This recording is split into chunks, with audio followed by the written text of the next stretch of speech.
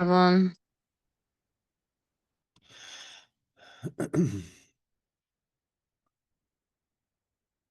Okay, we're going to go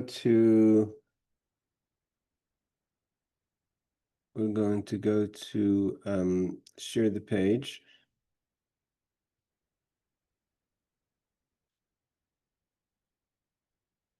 Okay, here we go.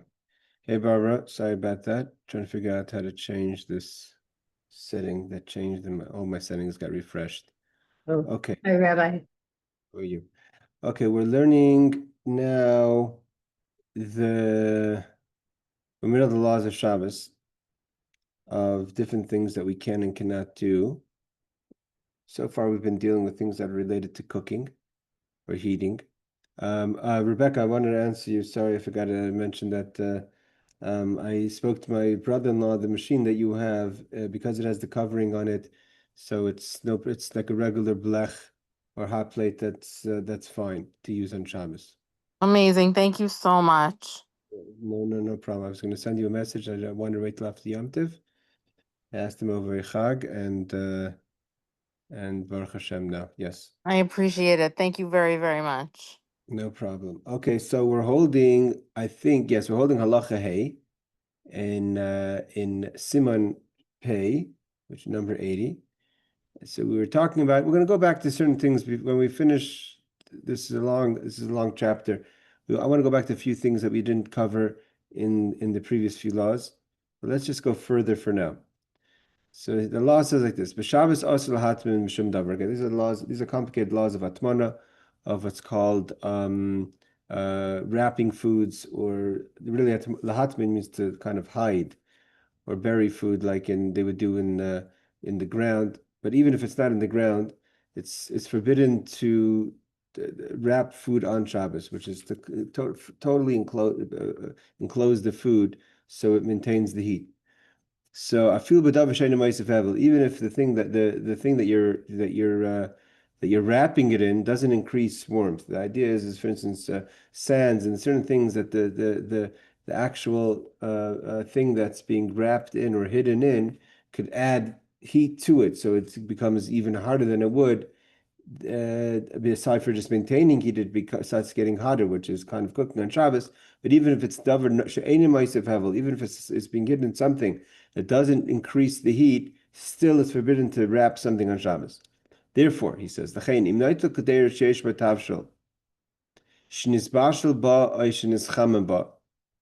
if you take a pot, or if you remove a pot that has in it food that's been cooked um, uh, or warmed in this pot, you're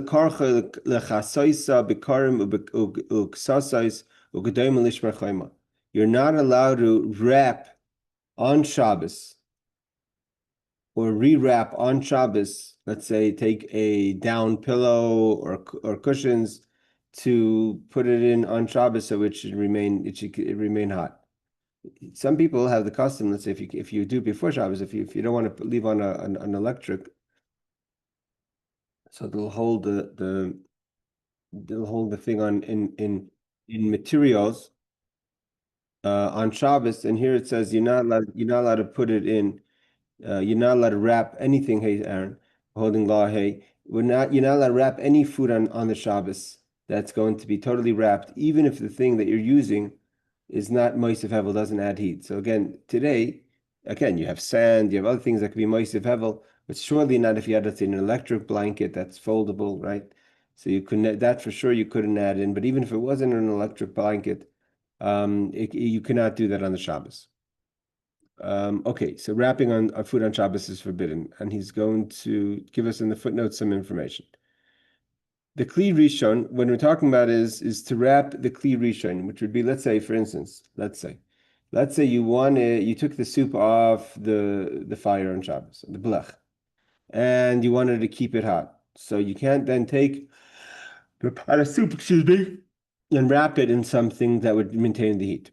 So he says that what we're talking about here is the Kli Rishon, but you may put it into a Kli Sheni and wrap it in towels. So if, let's say, you were to remove the substance from first vessel, which the first vessel would be the pot that it's been in initially, and it's been on the fire, and move it to, obviously, to wrap something that's not hot at all is different if it's not Ma'aseh Hevel. Here we're talking about it's boiling hot soup in the first vessel. So if you were to put it from there into a second vessel, let's say another bowl or whatever, so then you're allowed to wrap it in towels that do not increase the heat. Of course, we're talking about only a kind of substance, kind of material, or something that won't increase heat. You may even put it back into the original pot and wrap it, etc. This is, he quotes the Magen Avram, Mishnah Berurah 257, that if you remove it from the original pot and put it back into the original pot, so then you could reheat, you could wrap in a material that doesn't increase heat. And so, because it already lost its status as a Kli Rishon, a first vessel. Again, we learned before the halacha of in the Torah the difference between a first vessel and a second vessel, about the Kli Sheni is not mevashel. Kli Sheni doesn't cook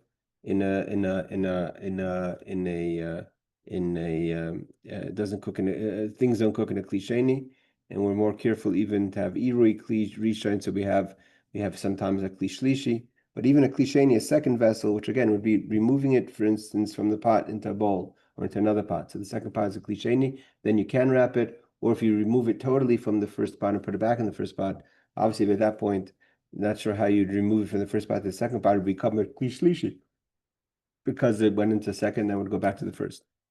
All right, numbers 27, he says is, it is forbidden to wrap it or cover it with pillows and or cushions to prevent its turning warm. It says, if the food in the Kli Rishon is less than Yatzei Ledes, let's say, again, in this case is, you've taken the soup off the fire, and after a while, everything cools down, right? So now it's lost its temperature of being a Yatzei Ledes. We learned before Yatzei Ledes, if you get the exact temperature, I think it's 110 or 41 to 43 Celsius. So if it loses that heat, which is called Yatzei Ledes, it's no longer boiling. And the definition is your hand doesn't jump back from its heat, so it's now warm. So you may wrap it if you really need to, says the Mishnah Berurah. So here he basically says, if it's a Kli, if you put it into Kli Sheni, it's not a problem. If you take it out of the Kli Rishon, put it back in the Kli Rishon, it's not a problem. If you leave it in the Kli Rishon and it cools down from a Yatzei Ledes to being a non-Yatzei Ledes, that means it's cooled under, let's say, 43 degrees. So in an emergency case, it doesn't say what the definition is if you really need. So you could wrap it then, obviously, again, not a material that will increase the heat. Again, this is not something that's just out of this world. It's something regular if people want to, because in order, we learned before about returning things to the fire. So if it's a once it cools down, you can't put it back on. The custom, we're very careful that once you place it on the countertop or the stovetop, and let go of it, so now it's actually fully on the counter spot. We don't return something back to the fire, especially if it's a directly back onto the fire. But if you're still holding it, so it's kind of never been taken off, you could put it back on. Here we're talking about a situation where you've taken it off the fire and you want to wrap it into something. So the wrapping requires one of three conditions or two conditions.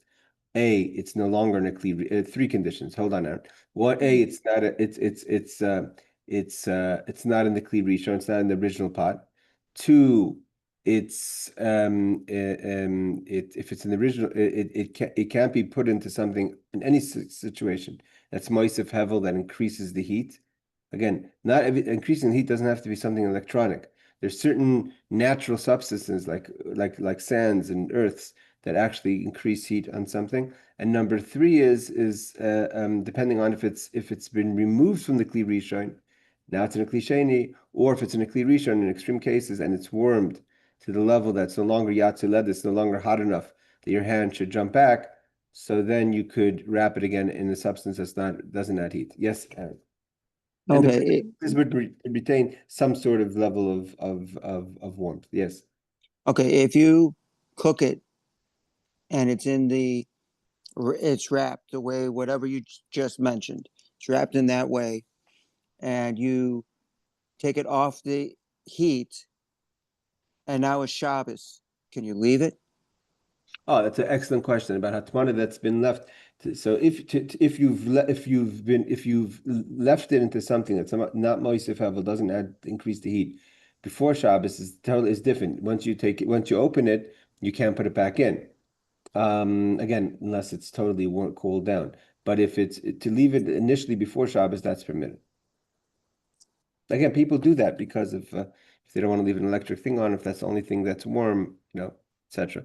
Let's say some people are only eating Friday night, or they don't have anything hot on Shabbos day, so they don't want to leave on a hot plate. Now, what about some of the things you put in the pot? So you put in, like on a cholent pot, you put it in stuff that wraps the actual food. How does that? We're not talking about like silver foil. That's we're not talking about silver foil. Let's say you have the kishka wrapped in a silver foil or a kugel wrapped in a silver foil. That's not maintaining heat. That's just separating the food that shouldn't become part of the cholent. It's not about heating. It's not about the idea of hatmana is that you're keeping it wrapped into something, or you're wrapping it into something to maintain the heat. When you have a kugel in silver foil and you put it in the cholent, or you have whatever it is you put in the cholent and so forth, it's not there as a way of increasing or even maintaining heat. It's just a way of separating it from the So food. now my last question about this: what's the difference if you have a black that's the Israeli one without any knobs or anything? Okay. So you plug it in the wall and you put your food on it, or instead of using the black, you just wrap it in insulated stuff to keep it warm. Again, there's a difference between insulating, what's called wrapping, insulating. In Torah, the definition of hatmana is it's totally submerged in the wrapping. A blech is an open flame. The Torah has a specific concern about something that's submerged and totally wrapped, which is called hatmana. The word hatmana is the word like hatmin, to hide something. Yes, Barbara. This Aaron mentioned black and the Israeli heating pad. I was just wondering if you were able to find out from your brother-in-law if the heating pad that I had, although it has high and low, and that's it, and there's no temperature control, if that's still usable, if that's still good. Yeah. So I mentioned to Rebecca in the beginning of the class, I spoke to my brother, Rabbi Farkash from Bellevue, Washington. He's a Paisik. That he says if the ones that they have today, again, depending on if it's the one that Rebecca sent me a copy of, or a picture of the machine that was specifically made for Shabbos, has special protections on the knobs, and it has a little covering that covers it. If it has that, that's definitely. He told me it's not a problem. It'd be like the regular, what Aaron calls the Israeli blech that just plugs in. The fundamental difference is that if it plugs in, the one that we have, let's say I have the one that Aaron has, you just don't have an option. It's either in electricity or out of electricity. The problem with the knobs is that the concern which is like similar to it in ancient times of someone messing with the coals, etc., is that you may, if you see the food's not to your liking, then you may turn the knob. So that's the concern of knobs, that you may, it's a person, so we take a lot of pride in our foods, in our cholents, and I cannot mention, I could say more than one time I've had regrets at the level of heat if it was too low or too high. The crockpot also has knobs, so it's concerning with the knobs, but obviously if it has the protection that Rebecca was mentioning, it's not a problem. Yes, Rebecca. There's no knobs on it. It's just a switch. I'd have to flip the switch back and forth. Right, exactly. So the best would be to cover the, listen, we to make a hecker covering. What's the covering? It doesn't prevent you from doing it. It's not a kind of covering that doesn't allow. It's that you don't. It's a hecker. It's something that reminds you not to do it. Sometimes we're forgetful or what have you. So again, listen, the closest thing to hatmana, what Aaron was talking about, is the crockpot, and that's a problem. We'll learn about the crockpot. Returning the crockpot. The crockpot is covered from almost three sides, right? So the crock pot is more concerning than a regular pot. But the maskana is, the bottom line is, people do permit the crock pot on Shabbos.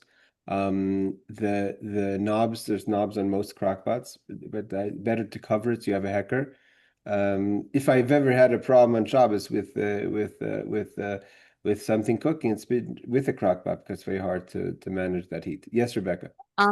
This might be a little off your topic, but I thought the reason why you cannot put food into an oven on Shabbos is because of the Isser of Hatmana. Is that correct?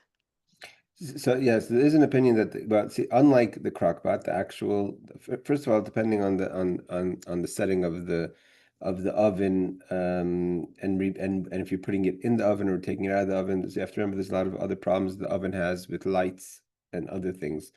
But let's put all that on the side. There is the concern that the oven is closer to hatmana because it's totally submerged in the space of the oven, as opposed to a crock pot or definitely a blech where it's just on top of the fire.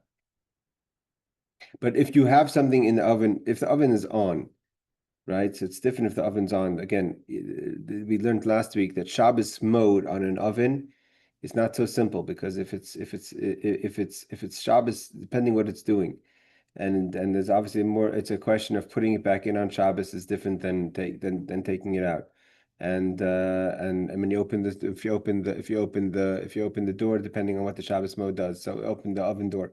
But definitely to leave, let's say, an oven on before Shabbos without any lights or any of the other issues or alarms, what have you, and then to just have something stay in there while it's warm and open and take it out is obviously different. But if the Shabbos mode is a proper Shabbos mode that you can use it for, that doesn't do any of the things that are complicated on Shabbos versus the holiday when you can cook. So then you have to see if it's permissible to keep it there. To put it back is again a problem. A problem of putting back something into hatmana. It's less of a problem to put back something onto the blech if it's being held, etc. Yes, Aaron. Okay, so I discussed this with a rabbi. The Shabbos mode, which I've never seen it on a oven, but they claim that it keeps the flame on, because on my oven, if I open up my door, it could change the heat. So when the heat is at the proper temperature, it turns off the flame.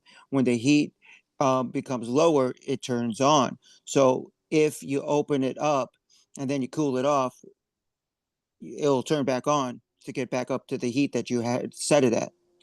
So the Shabbos mode neglects that, and if you set it at But 400, again, but there's other problems like Rebecca said about atmana of putting food in, of putting returning food into an oven on Shabbos is not.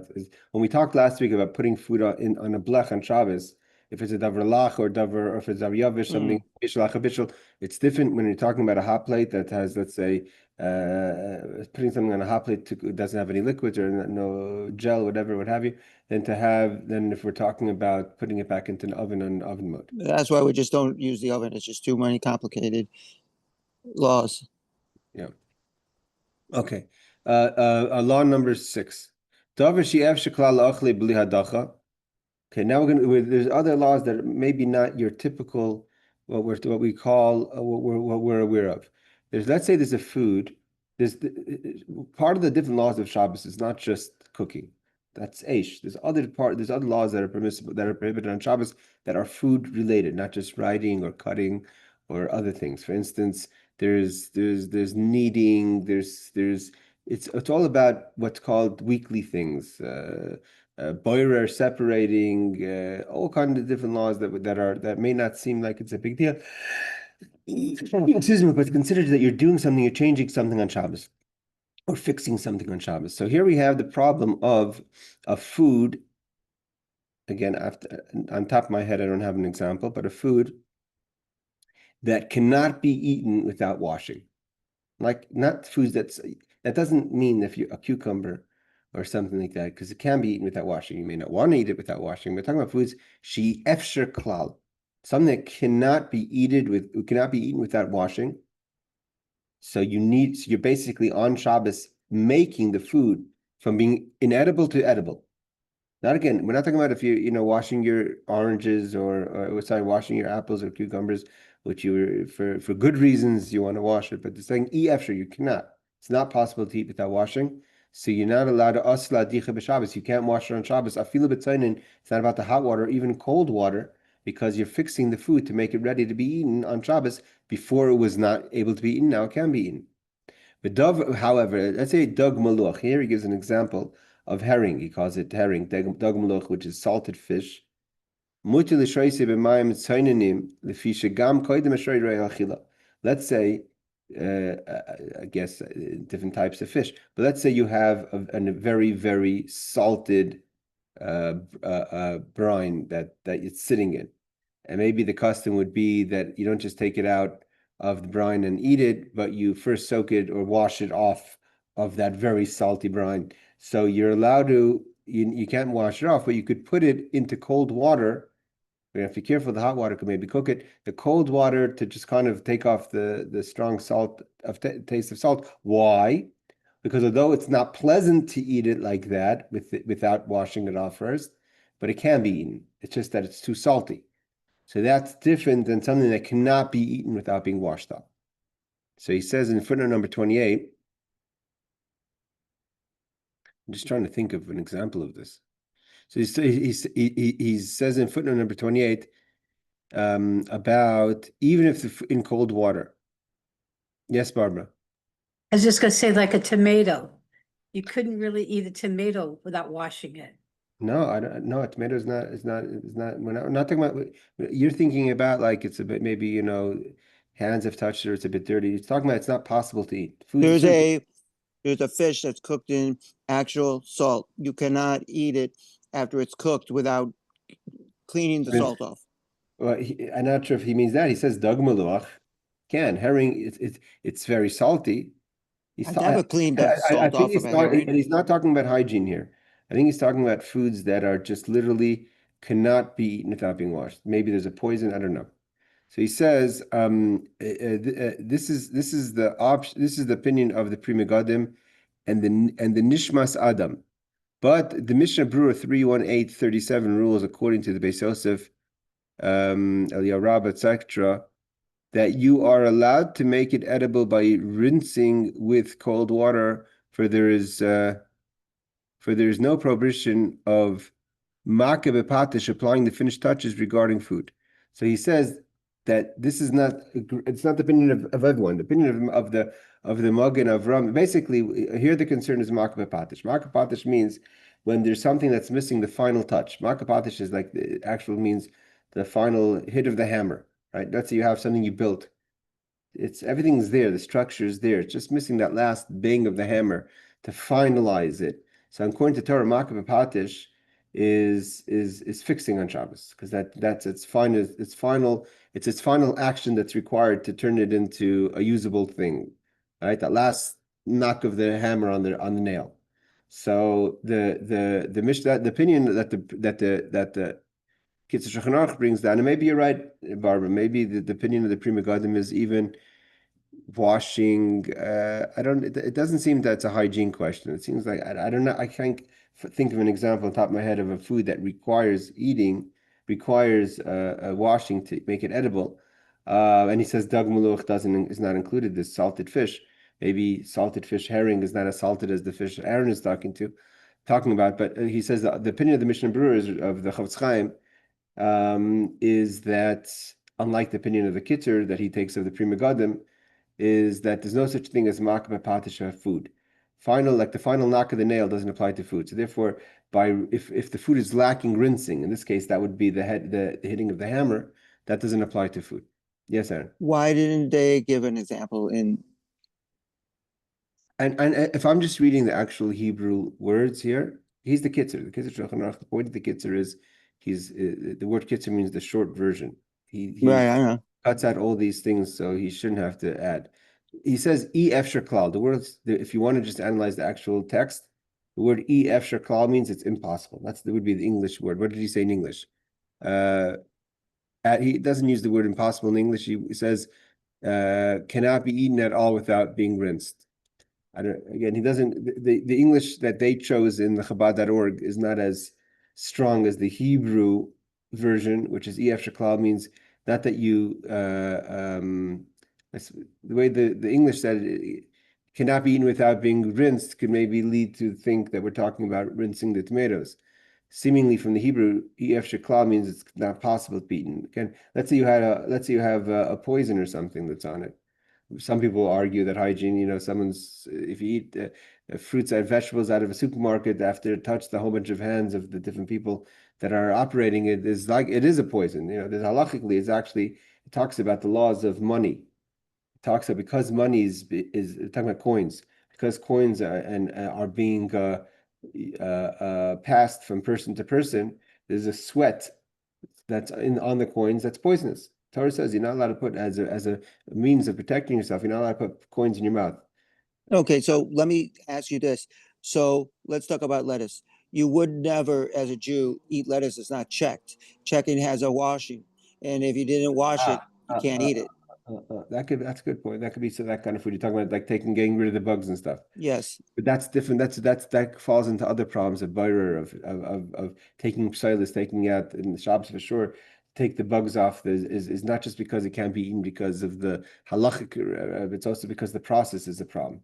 Here, the process itself is not the problem. It's that you're making the food So edible. let me ask you this. Okay, a potato, it grows in the ground. It always has dirt on it. You couldn't eat it if it wasn't cooked, but so you'd have to cook it before Shabbos. But you can't eat it if you don't wash it. There's dirt on it. Okay. I'm not certain a potato falls into foods that have to be cooked. I never heard of this Okay, food. I'm saying I don't know that there's certain foods that have to be cooked. I'm not sure. Could it be they made this rule because in ancient times they had such a food? It could be. I don't know. I'll look into a little more what kind of food we're talking about. It could be. It could be. This is what Barbara's saying. Like fruits and vegetables that need to be rinsed before. But that But would be. fruits and vegetables. But no one holds by that. Everyone makes salads on Shabbos, and Okay, but listen to no this. one pre-rinses their fruits and vegetables that I know before Shabbos. Okay, so wait. No. Okay, 100 years ago they didn't have all the pesticides, so no one had to wash the tomato like you do today. They didn't put extra garbage on these foods. So back when they wrote this, they were more fresh than the ones we got now. So they're less washing. It seems to me that it's something that the washing makes it edible. Yes, Rebecca. I know you're not talking about borer now, but since potatoes just came up, I eat a lot of potatoes on Shabbos. Is it okay if because I'm taking the part that I want from the part that I don't want, is it okay to like kind of like scrape off what I want to eat from the skin and not eat the skin? We're going to get into skins and soon, like peas and other things, shells. It's all depending on if the skin is edible or not. There's different opinions. I mean, like It is edible. that's what I'm saying. So, just choosing parts of foods like it depends what you do with it, how you do it. We'll get to that. We'll get that soon. He covers that Okay. soon. Okay, thanks. Okay, now we're going into the problem of lush. Lush is kneading. Now, kneading is seemingly, taking. What is the prohibition of kneading? What are you doing? You're turning flour, eggs, water, whatever the ingredients are, into dough. So before it was ingredients, and now it's a dough. That's prohibited on Shabbos. That's lush. But that's the classic lush. Let's just bring up Chabad.org on lush. So it says, okay, nice picture of someone making dough. So kneading is an av melacha. It's a prohibition from the Torah. What's called an av melacha. It means it's a father. It's a parent law as opposed to an off law. It means a law that's like called a child law, tolda, which is it's a law that's taken from which we'll see in a second. For instance, a thick salad dressing is not lush. It's forbidden on the Shabbos. The melacha encompasses activities. Hey, I'm not sure if they figure out how to get this new setting off. Hey, Danny, sorry about that. So it says the malach encompasses all activities which, like kneading, join small particles into one mass using liquid and applies to both foods and non-foods. For instance, it's not just food. You're not allowed to make a lush if you're making a Play-Doh or something. It also includes leather treatment or dough-like pasting or braiding. Okay, that's all part of lush. Kneading is inevitably involves 2 steps: pouring the liquids into the flour, mixing the flour and the water together to make dough. So we'll go into more details of lush. Is kneading also like if a girl braids her hair?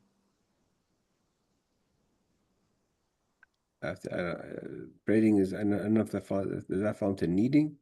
Well, you said braiding. You couldn't braid on Shabbos. He means when he says braiding, he means the like a challah. Right, but the way my daughter braids the dough, she says it's like when you braid hair. So can you braid your hair on Shabbos? Where did we see before the word braiding? Forbidden activities like kneading, joint small parts and small liquids, and applies to food and non-foods. It also includes treatments like dough and pasting and okay, we'll have to get to that. Okay. We don't do braiding on Shabbos, but I'm wondering if maybe this comes from lush. Okay. I mean, my daughter doesn't braid her hair on Shabbos, but No, we I'm don't just braid on Shabbos. asking. I'm wondering if it falls into that. Okay. So it says chardal. So let's say here we're talking about a kind of let's say salad dressing. So it's chardal v'timcha ushar mini tibulim shleinasim chaymitz b'ydem. Let's say you have things that you mix. Chardal is a kind of mustard or horseradish relishes that are mixed into vinegar on Shabbos, mixed into vinegar as a dish. So you didn't make it before Shabbos. Make it before Shabbos, obviously not a problem. If you didn't make it before Shabbos, so atalitim and Shabbos, you're not allowed to make them on Shabbos because then that's like kneading. That's a byproduct of kneading, which is may not be dough, but it's still turning it from dries and liquids and turning into a single product. Ela b'shuni. The only way you can do it is if you do it non-regular. The hainu, what does it mean non-regular? The hainu sheyitin chilas achaymitz b'kli. The typical way to do it is first you put the dry, which is the mustard, let's say, and you add to that the vinegar. But if you first put the vinegar and add the dry to that, so that would be a shinui, something that you're making a change. But another precaution is then you can put in the horseradish or the mustard, but unconditionally you don't make it thick. Because then when you're making it thick, it's like a dough. So if it's runny, and you do a shinoi, which is by first putting the idea of shinoi is also part of the Shabbos is if you do things in an irregular way, you're already showing you're just not being careless about Shabbos. So you're putting the vinegar first and you're not doing it thick. If you're doing it thick, it would be a problem because then it's like really like turning it into a product. Use a lot of the liquid. Raka, then it'll be runny. And also don't mix it with a spoon. Again, so that the thing you're using a mixer or what they call that a little mixer. Use your finger or something that's not a regular vessel until it becomes kind of mixed together. So here again, you were doing things differently and you're not making it thick, so then it's not a problem. This would apply to similar to salad dressings or things like that. Yes. So I'm just bringing this food up. So tahini comes in a bottle, and you add water to the paste, and then you use a spoon so that you could actually eat it. Can you do that on Shabbos? That's pretty much what we're talking about. So you can or you can't? It's not in first of all not in its regular way, and you have to you would have to make it runny. You can't make it into a thick pasty one. No, and you can't use your regular spoon. Oh, this is pretty much exactly what we're talking about. So now let me ask you this: with like Italian dressings and tahini and stuff, you make it before Shabbos, but they separate. But you didn't add anything more to it; it just separated. So the water is now on top, or the oil's on top of the water. Okay, so a liquid like that, right, is obviously never. It's not kneading because it's not turning it. The very fact that it never really comes together, it's not really kneading. So, but of course, it's still better to do it in the shinoi. That's what we're saying here, like the runny. But if something that turns into a semi-solid by mixing it well, That's the problem we're talking about over here. So you could shake up a dressing. Shake up dressing is different. We'll get to that, but shaking up dressing should be different. Yes, Barbara. That was my question about if we could shake it to mix it. So we'll get to that. Yeah, but I mean, offhand, it shouldn't be a problem because ingredients have already been mixed. It's just been, it means you mixed it initially, now it's just become kind of separated. So obviously, it's not davar shekayama. It doesn't hold. If it keeps on falling apart, it doesn't hold. All right, here he says putting in liquids is prohibited because of lush kneading. One of the 39 melachos. We said that before. 30 is first put in the vinegar and then add the dry, which would be the mustard or horseradish in this case. If you put some liquid in before Shabbos, you may add more on Shabbos. So this is basically what we were talking about salad dressing. It means you kind of made it a little bit, but now you just want to make it kind of better. So the Taz and the Mishnah Berurah says that's okay. A few drops, however, is insufficient. You can't just add a drop. It has to be a little bit, but you're adding to it. For this purpose, there must be a noticeable quantity. Means if it's a noticeable small quantity, you could add to that small quantity. If it's an unnoticeable or not at all, that's the problem.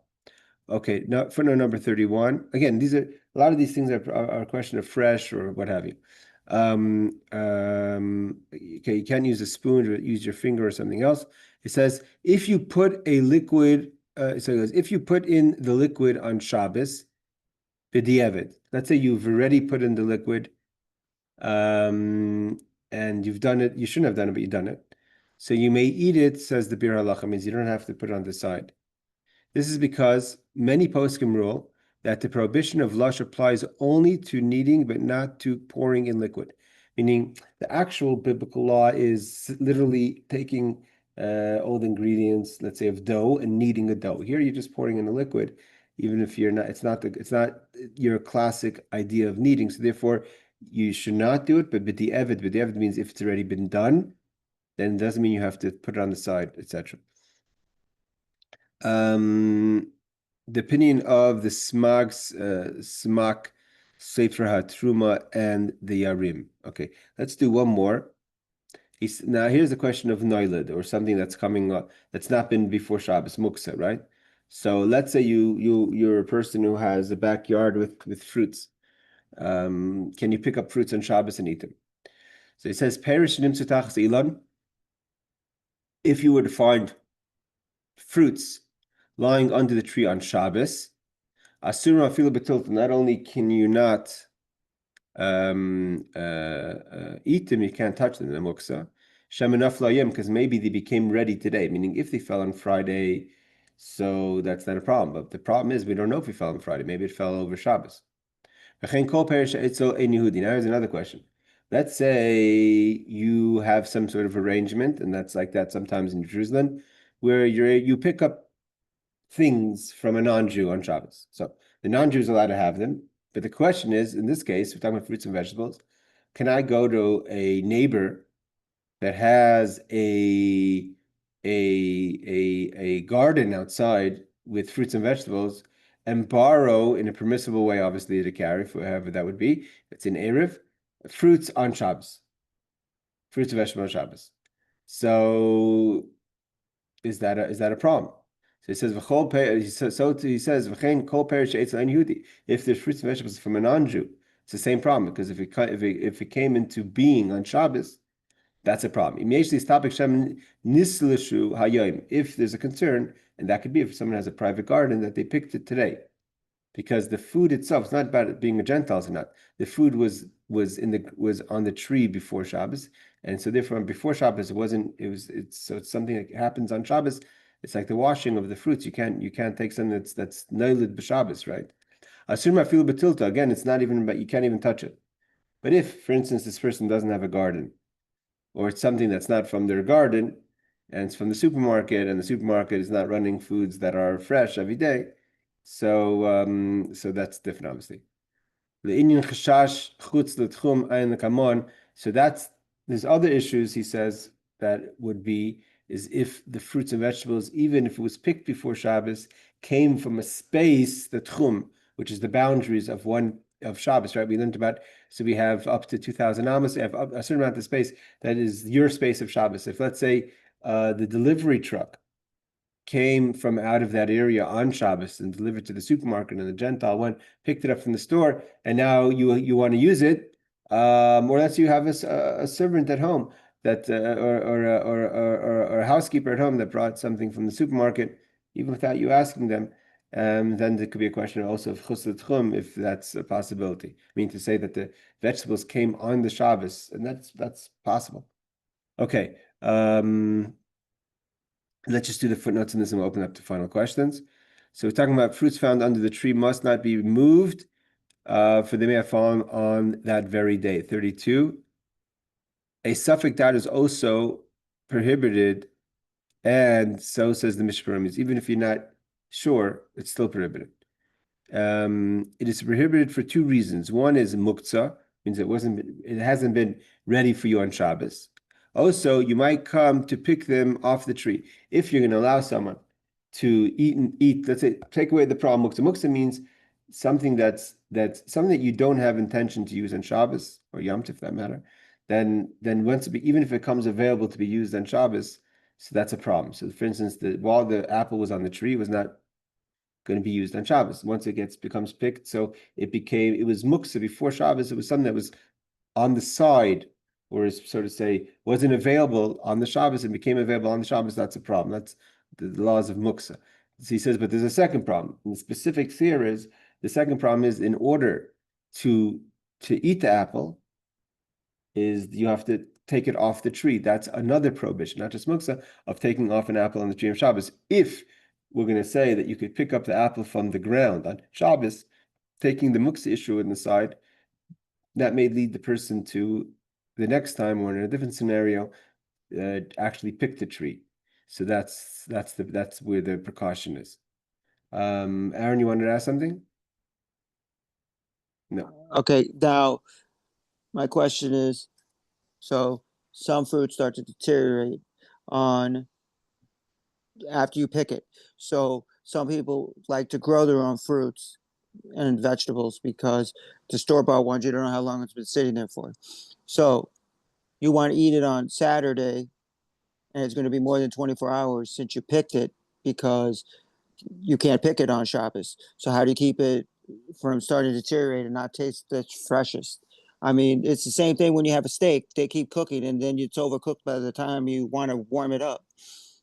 So is these are the foods you don't have on Shabbos, or is there ways to do these things to have it as ultimate?